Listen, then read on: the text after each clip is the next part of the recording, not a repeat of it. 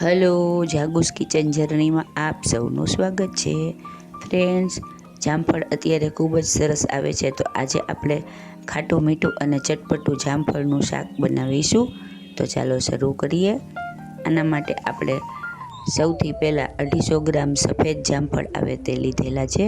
જામફળ સેજ પાકા હોય એવા લેવા. ત્યારબાદ આપણે તેને કટ કરીશું. જામફળ કટ કરી અને તેના બિયા કાઢી નાખવા. બિયા ચાવવામાં આવશે તો સારા નહીં લાગે, એટલે આપણે તેના બી આવી રીતે રિમૂવ કરી લેશું અને આવી રીતે નાના નાના બધા જામફળના પીસ કરી લેવાના છે.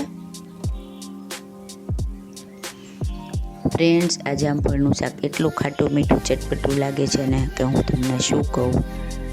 આપણા જામફળના પીસ રેડી છે. હવે આપણે એક કુકર લેશું. આજે આપણે કુકરમાં જામફળનું શાક રેડી કરીશું એકદમ ફટાફટ.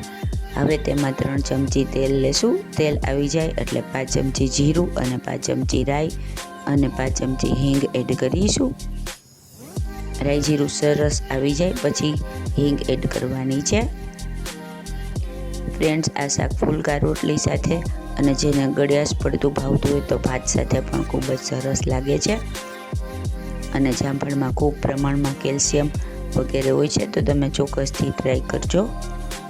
હવે આપણે તેમાં જામફળને એડ કરી દઈશું અને ત્યારબાદ 1 સૂકું લાલ મરચું એડ કરીશું. આ તમે વઘારમાં પણ એડ કરી શકો, પણ અત્યારે વઘાર કર્યા પછી આપણે એડ કરેલ છે. ત્યારબાદ અડધું લીલું મરચું ઝીણું સમારેલું એડ કરીશું.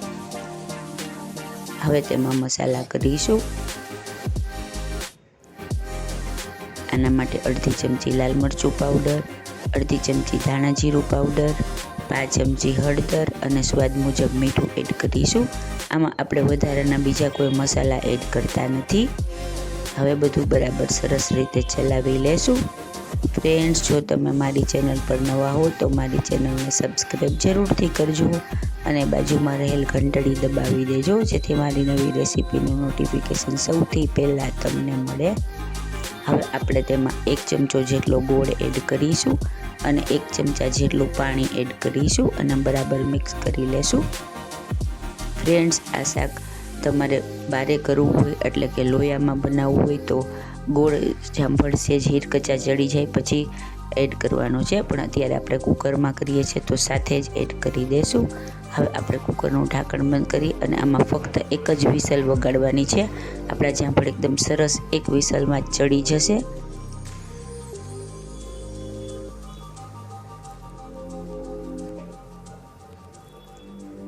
એક વિસલ થાય એટલે આપણે ગેસ બંધ કરી દેવાનો છે. ત્યારબાદ રૂમ ટેમ્પરેચર ઉપર કુકર આવે એટલે આપણે એને ખોલીને જોઈ લેશું. આ શાક એકદમ ફટાફટ બની જાય છે અને એકદમ ટેસ્ટી, ખાટું મીઠું અને ચટપટું લાગે છે. જુઓ, આપણું કુકર ઠરી ગયું છે. હવે આપણે ઢાંકણ ખોલી અને જોઈ લેશું. જુઓ, આપણું એકદમ સરસ મજાનું અને એકદમ લચકા પડતું સરસ જામફળનું શાક રેડી થઈ ગયું છે. હવે આપણે તેને એક સર્વિંગ પ્લેટમાં લઈ લેશું. છે ને એકદમ જોરદાર, ખાવામાં એટલું જ મજેદાર, ખાટું મીઠું અને ચટપટું એવું આપણું જામફળનું શાક રેડી છે. હવે આપણે તેને ઉપર થોડી કોથમીર ભભરાવીશું. આપણું ખાટું મીઠું તેમજ ચટપટું જામફળનું શાક રેડી છે. અત્યારે સિઝનમાં જામફળનો આવી રીતે પણ ઉપયોગ કરી શકાય, તો તમે પણ ચોક્કસથી ટ્રાય કરજો. ફ્રેન્ડ્સ, જો તમને મારી રેસીપી પસંદ આવી હોય તો મારી ચેનલને લાઇક, શેર અને સબસ્ક્રાઈબ જરૂરથી કરજો. ધન્યવાદ.